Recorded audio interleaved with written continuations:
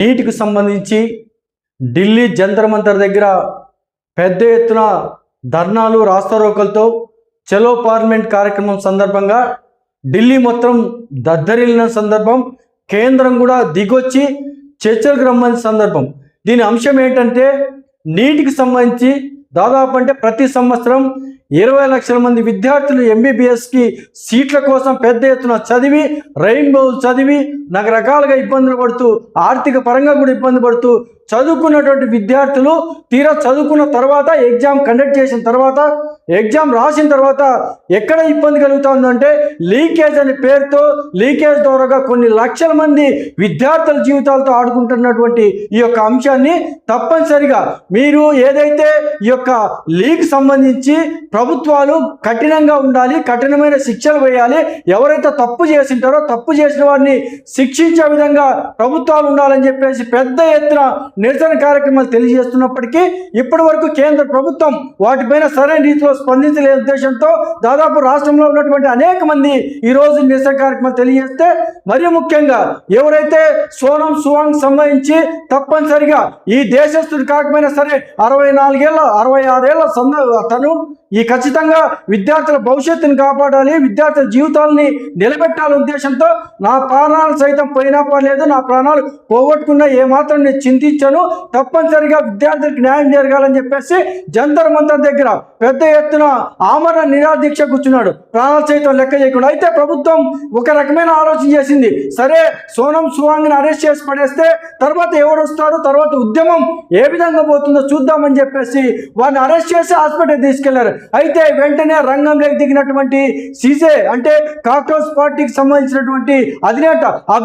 అభిజిత్ దిప్కా గారు వెంటనే ఆ యొక్క కార్యక్రమానికి నేను కొనసాగిస్తా, నేను ఆమరణ నిరాదీక్ష నేను చేస్తానని చెప్పి ముందుకు వచ్చేసి అక్కడే నిలబడి దీక్ష మొదలుపెట్టారు. అయితే దీక్ష మొదలుపెట్టినప్పుడు 1వ రోజు 2వ రోజు 3వ రోజుకి వచ్చేసరికి పెద్ద ఎత్తున నిరసన కార్యక్రమాలు, విద్యార్థులు సైతం పెద్ద ఎత్తున మద్దతుతో దద్దరిల్లిన సందర్భం. ప్రభుత్వం చూడుకోకుండా దానికి పరిష్కార మార్గాలు ఎత్తుకోకుండా చేసిన పొరపాటు ఏంటంటే అక్కడికి వచ్చినటువంటి విద్యార్థులను చెదరగొట్టడానికి టియర్ గ్యాస్ ప్రయోగిస్తూ అదేవిధంగా విద్యార్థి పైన భౌతికంగా విచక్షణ రహితంగా దాడులు చేయడాన్ని ఏమాత్రం సమంజసం కాదని చెప్పేసి దేశం మొత్తం కూడా ముక్త కంఠంతో ఖండించే సందర్భం. దీనికి ప్రధాన కారణం ఏంటంటే వీళ్ళు చేస్తున్న డిమాండ్ వాళ్ళ ఇంటి కోసం చేయట్లేదు, కేవలం విద్యార్థుల భవిష్యత్తు, 20 లక్షల మంది విద్యార్థుల భవిష్యత్తు, వాళ్ళ భవిష్యత్తును కాపాడాలనే ఉద్దేశంతో ఎవరైతే కేంద్ర విద్యాశాఖ మంత్రి అయినటువంటి ధర్మేంద్ర ప్రసాద్ గారు వారిని వెంటనే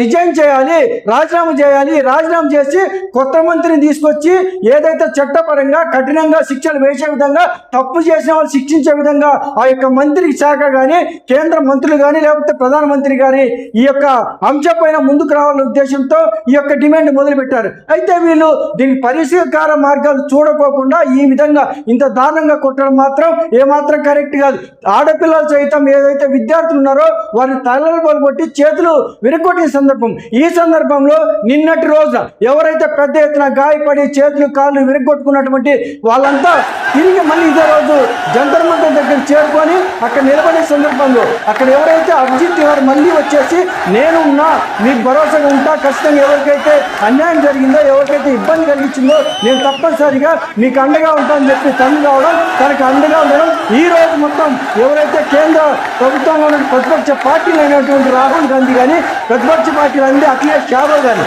వీళ్ళంతా చూసుకుంటే మరీ ఈ రోజు పెద్ద ఎత్తున కూడా ప్రధాని నరేంద్ర మోడీ గారి నివాసం దగ్గర కూడా ధర్నా చేసే సందర్భం. అంటే ఈ విధంగా దాదాపు నరేంద్ర మోడీ గారు ప్రధానమంత్రి అయిన సందర్భం నుంచి ఇన్నేళ్ల క్రమంలో ఎవరే కానీ ఇంత పెద్ద ఎత్తున ఉద్యమాలు చేసిన సందర్భం లేదు. అయితే ఎవరైతే విద్యార్థులు తెలుసుకుంటే ఏ ప్రభుత్వాలైనా కూల్చే శక్తి, నిలబెట్టే శక్తి విద్యార్థులకి యువతకే ఉందని చెప్పేసి ఇదే సందర్భం ద్వారా ఇదే ధర్నా ద్వారా తెలిసింది. తప్పనిసరిగా ఏదైతే ఈ యొక్క డిమాండ్ ఉందో వెంటనే ప్రధాని మోడీ గారు ఒక్కసారి ఆలోచించి కేంద్ర విద్యాశాఖ మంత్రి అయినటువంటి ధర్మేంద్ర గారిని వెంటనే రాజీనామా చేయించి ఏదైతే సమస్య పరిష్కారం ముగింపు పలకాల్సిందిగా మేము కూడా విజ్ఞప్తి చేస్తూ జై భీమ్, జై హింద్.